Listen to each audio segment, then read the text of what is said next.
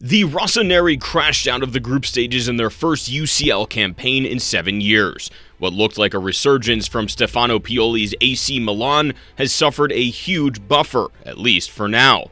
They finished bottom in Group B of the UEFA Champions League. Now in pole position to win the domestic league after a decade, things will still take time for Milan, and the humbling 2021-2022 Champions League campaign should be enough to point that out.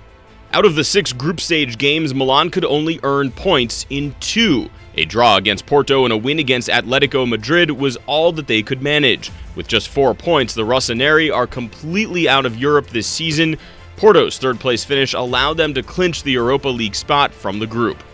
While the initiative of playing attacking football has caught several eyes, the disappointing campaign has pointed out the weaknesses. So what went wrong in Milan's campaign? Let's have a look at some major talking points. The group of death. Ever since the draw for group stage fixtures was held, everyone knew it was going to be a steep climb for AC Milan. The side were paired with the likes of Liverpool, Atletico Madrid, and Porto in Group B. In their first UEFA Champions League campaign after 2013-2014, the Rossoneri had to face a recent champion side in Liverpool, a clutch, defensively gritty side in the Rojiblancos, and Sergio Conceição's Porto. Just a win should be enough to indicate how AC Milan fared. One of the major reasons behind the odds favoring them in the domestic league was their rivals' relative decline.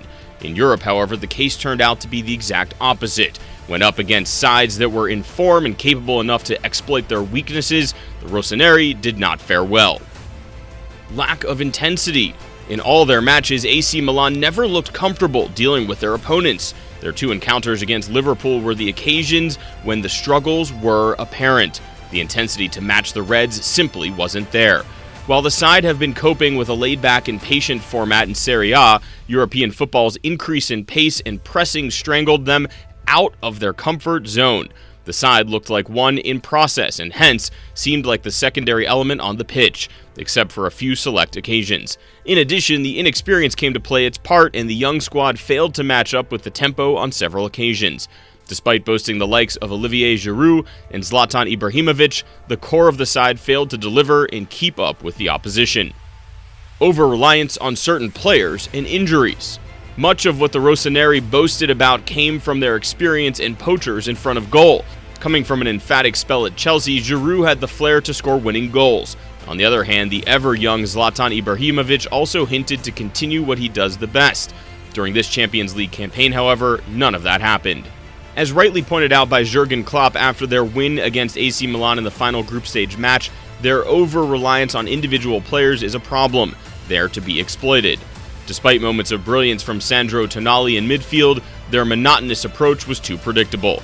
These weaknesses were properly exploited by Atletico and Porto in earlier clashes. In addition, spontaneous injuries throughout the campaign caused a major blow to Pioli's game plan.